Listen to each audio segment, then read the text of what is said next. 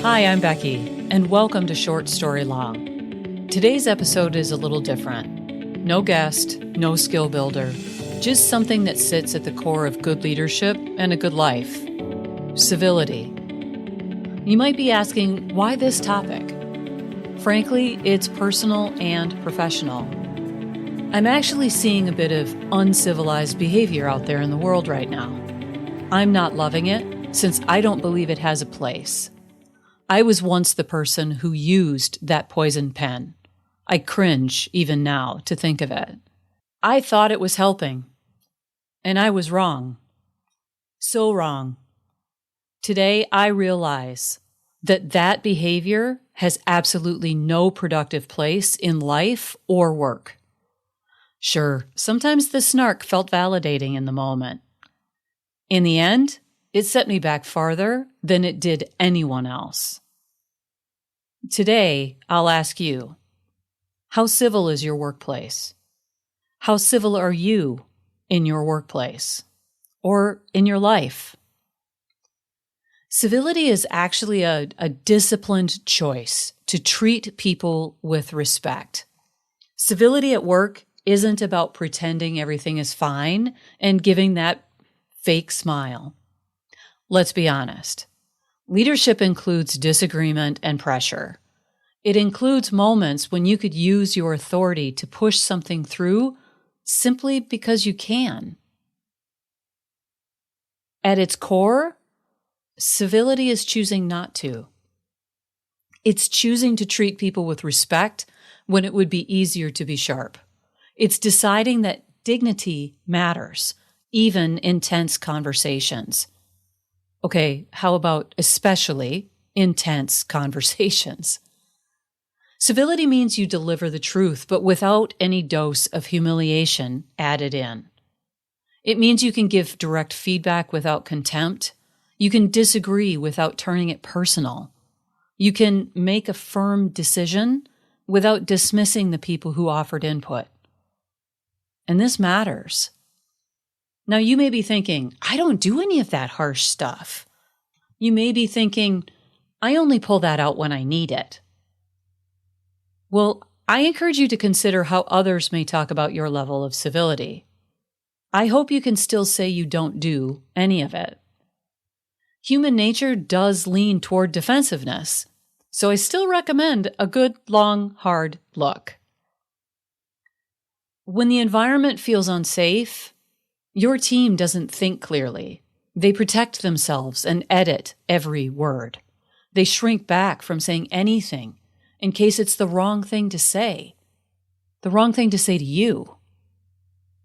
Others, well, they probably hear a lot more of it. When you remain civil, energy moves from defense to engagement. The team speaks up and challenges ideas instead of each other. Some say intense pressure creates diamonds. Okay, I understand the metaphor, and still my response is simple. Humans aren't dirt and rocks. They don't respond to pressure in the same way. Relentless force doesn't produce brilliance. It produces withdrawal. Civility is strength that doesn't need to prove itself. In leadership, it's one of the clearest signals of character and integrity. I'm not talking about simple politeness.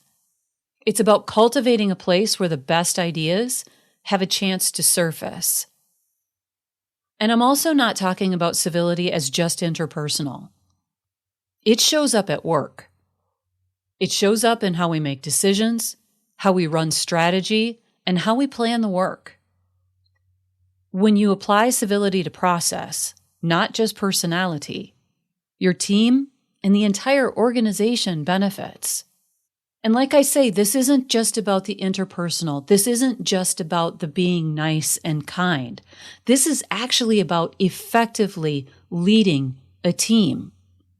I want to dive in here a little bit more into the areas of decision-making and in terms of strategy. When we think about civility and decision-making, it really means being transparent about who decides. It's about how input is gathered and why a direction was chosen. It reduces all of that unnecessary drama. Unclear decisions create frustration, politics, and second guessing. Imagine what I might call an uncivil work example. Your leadership team is debating a new product launch. Voices are raised. A few people start to offer concerns. The leader cuts it off. We're going with this direction. We don't have time to overthink it. Well, that statement carries no clear criteria, no explanation of how input will be used, and no acknowledgement of any dissent or even discussion. After a meeting like that, side conversations start. People wonder whose voice carried weight and whose didn't. The broader team hears about the decision through hallway chatter or a rushed announcement with no context. Questions all over the place. No one feels comfortable asking them, though. The message isn't spoken directly, but it's heard clearly. Your input was optional. The decision was already made, and you don't need to understand why. Uncivil leadership doesn't need to be loud or dramatic in decision-making. It's just dismissive and unclear. Perceived disrespect does not stay contained to the moment, and it lingers and it affects how your leadership feels for other people. Even if it seems small, it creates noise. People start replaying the exchange. They analyze the wording. They wonder what they did wrong. And they decide whether it is safe to speak again the next time. That is the sound of energy leaving the work. Instead of solving the problem, they're learning how to manage the environment. They're learning how to protect themselves and edit themselves. When your tone is steady and your responses are respectful, people do not have to decode you. They can stay in the conversation and they can stay engaged. That keeps the focus where it belongs, on the work, and not on surviving the room. In that fast-paced team discussion, tensions rise and the exchanges get sharp. The leader was ignoring it or snapped. Can we just move on? The edge in the room stays. People stop engaging. The task continues, but friction comes with it. Team members are so busy scanning for what feels off so that they can feel safe, whatever that means for them. If the environment is too charged, they withdraw. Staying respectful lowers the emotional volume so people can stay present and analytical. Them staying present and analytical, that's a competitive advantage. You see, that same circumstance can actually end differently. When those tensions rise and when those exchanges get sharp, you can step in and say, wow, let's stop for a moment. There's an edge here that is not working for us. Everyone, take a breath for a second. What I'm hearing everyone say is X and Y. Now let's really take a moment and think about how can those things work together. It doesn't take a lot of time, and it keeps that incivility from devolving all the way down into the rabbit hole. In doing this, you've stopped the sniping, which, let's admit, is exhausting on its own, and you're able to refocus from the noise to actually finding a solution, and that's why you're in the meeting anyway. The pause itself helps. And the acknowledgement plus a redirect keeps the team from going back down into that said rabbit hole. Civility in decision-making shows up in a different way. Emotionally charged decisions especially require more thoughtfulness. Layoffs, performance issues, restructures. Leadership includes difficult calls. Civility ensures that even when outcomes are tough, people are treated with dignity. Now, I warn you, I could get on a serious soapbox about these things, Separations and difficult message? Leaders, this is the time to be kind, be civil, and build room for the other person's dignity. It matters as risk management and even more as a human being. My short soapbox, and I swear I'll keep this short, is to vent that some organizations notify of layoffs in text messages and emails. Some even send a text message for the employee to check email. Rude, unsupportive. As an alternative, imagine a meeting focused on the harsh realities of layoff communications. Instead of blindsiding team members or using vague language, you treat them like the adult they are. You briefly outline that the position was cut, offer appreciation for work they have done, and share any support the organization might be offering. And by that, I mean things like severance or outplacement. Some have asked me, what if they really were a bad performer? My response? Right now is not the time to go into any performance issues, even if there were some. That individual is no longer working for you, and they don't need your feedback anymore. Dignity matters more. Trust doesn't arrive in big dramatic moments. It forms in small exchanges like redirecting fiery conversations or showing team members dignity in hard conversations. Those steady signals of respect are what build credibility, even when they're heard secondhand. The person you are is the leader you become. Civility is one of the most practical ways to keep those aligned. When your behavior is steady and respectful, people aren't trying to read the room to figure out which version of you showed up today. Let's return to that work example that I referenced earlier. It's the one about debating a new product launch. Your civil self shows up in something like the following. You're the leader. You clearly outline your plan at the start, so your way of making a decision is clear. You say, I'll make the final call after hearing input from each of you. The criteria we're using is XYZ, so please speak to that or justify an additional one. Once the decision is made, you communicate the reasoning to the broader team instead of letting rumors fill the gap. Bonus points for acknowledging ideas provided by any of the team members that had an effect on the decision that you made. That's all in making the decision itself, but there's also civility in the strategy and the planning process as well. Strategy without awareness can really drift into wishful thinking. Civility in strategic planning looks different. It means a leader is willing to slow down long enough to ask what this will actually require of people. It means acknowledging that time and energy are finite.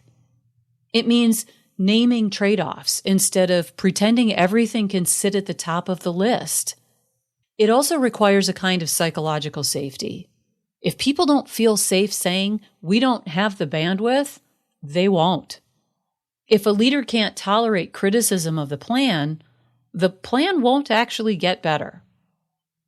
Civility and strategy is a leader's willingness to hear what's inconvenient, adjust in real time, and accept that strong thinking sometimes sounds like pushback. Again, let's reference an uncivil style of a work example. Imagine you're in an annual planning meeting.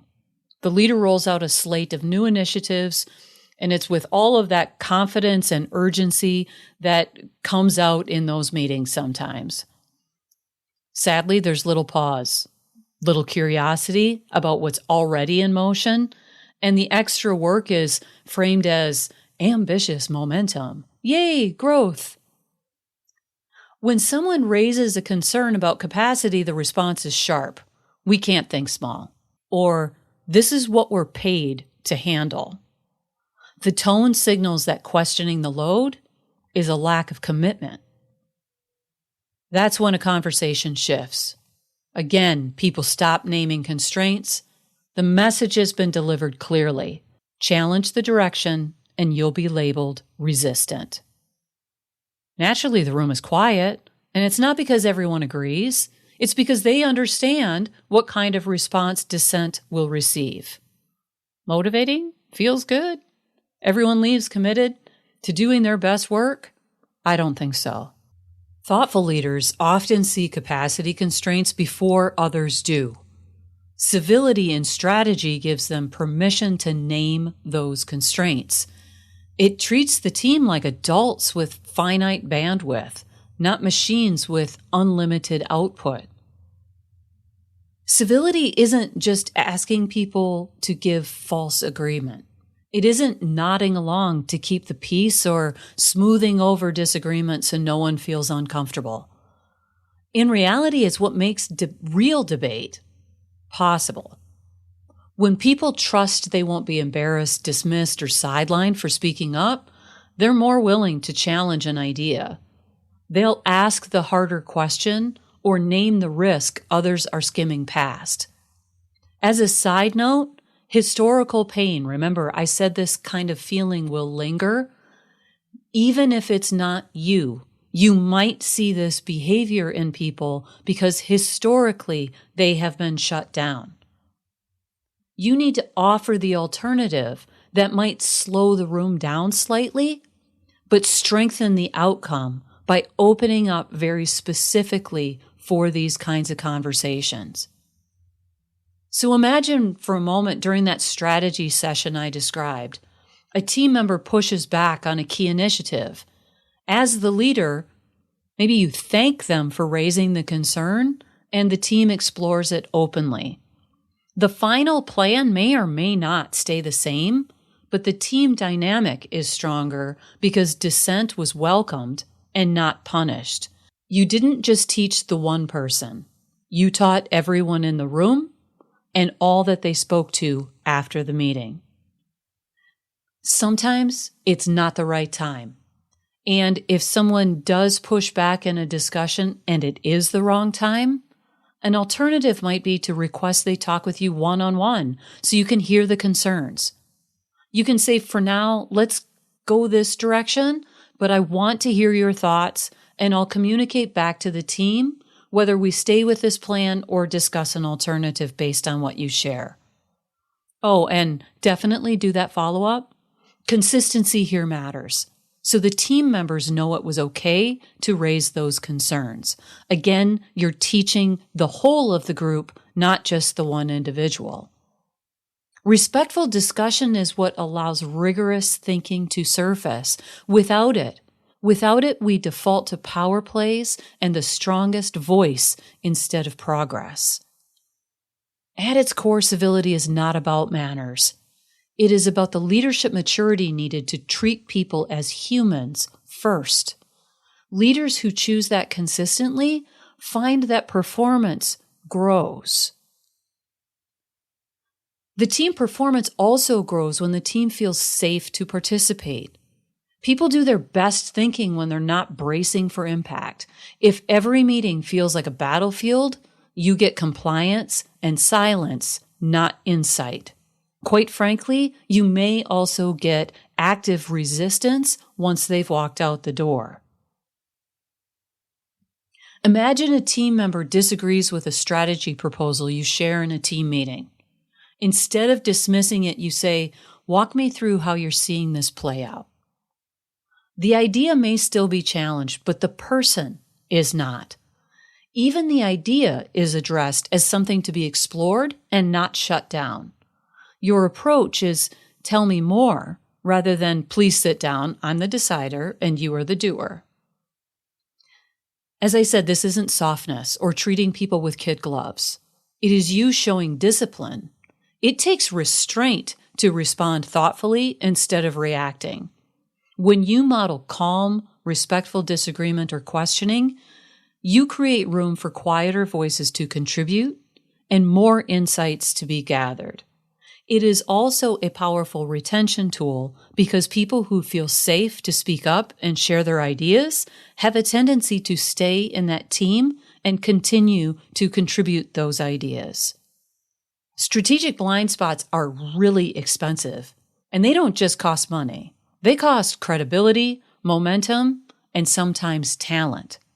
You can be losing people because of tone and attitude, and you may not even recognize that they are on their way out. Civility creates the kind of environment where someone can raise a red flag without being labeled negative, dramatic, or disloyal. It allows you to hear there's something missing without taking it as a personal challenge. When that space exists, risks, they surface earlier. Assumptions get tested and weak spots are exposed while they're still manageable. You have an opportunity to solve a problem before it shows up in all of its glory. So, for example, before finalizing a strategic plan, you might intentionally invite critique. You can talk about it as, if this fails, where will it fail first? That doesn't even give people the opportunity to say, no, boss, that looks great. Instead, you're actively asking for a failure point.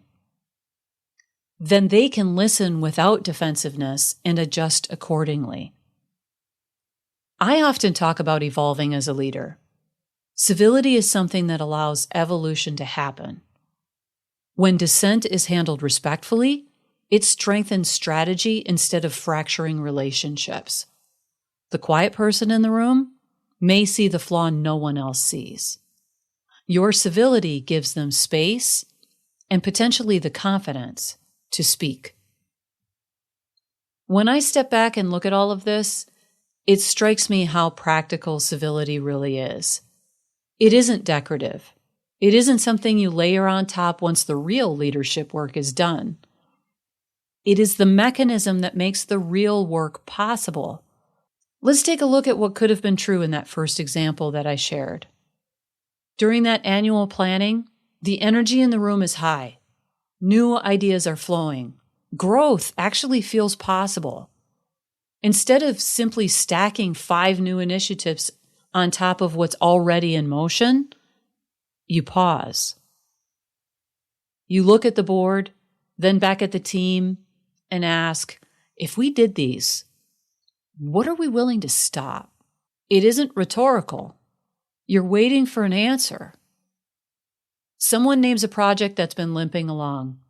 Another mentions a reporting cadence that no longer serves a clear purpose. There's probably a brief moment of discomfort. Letting go of work can feel like admitting it wasn't worth doing. This is an opportunity for you to avoid rushing that moment and instead acknowledge the effort that went into those projects. Then you guide the conversation toward impact. Each project or initiative has a time and a place.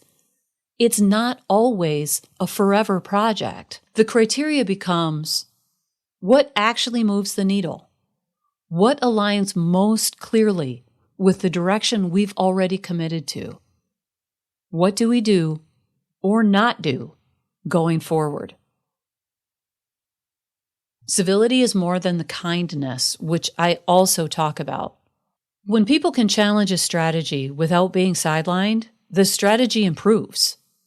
And when the tension is reset instead of escalated, energy returns to the work and not on the escalation. When hard calls are delivered with dignity, character is revealed. When you are steady in those small interactions, the trust grows quietly in the background. Your strategy for planning can respect actual human capacity. Execution then becomes realistic instead of some aspirational goal.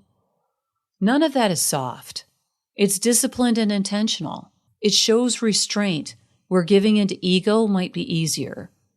It requires clarity and maturity when pressure rises, and ambiguity would protect you. The point is that civility is not about smoothing things over. It is about creating the conditions where the best thinking, deciding, and planning can happen.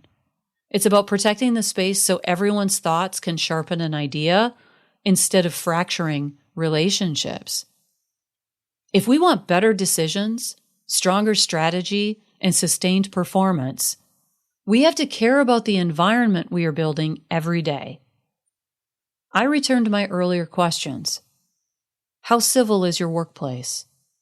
How civil are you in your workplace and in your life? Me, I'm not what I was, and I'm not entirely where I'd want to be. I am what we all are, a work in progress, and hoping others show grace and civility toward me while I learn. Thanks for listening. If you found this episode helpful, share it with someone who could benefit from it. Until next time, I'm Becky Fraser, reminding you to integrate who you are with how you lead. Okay, bye.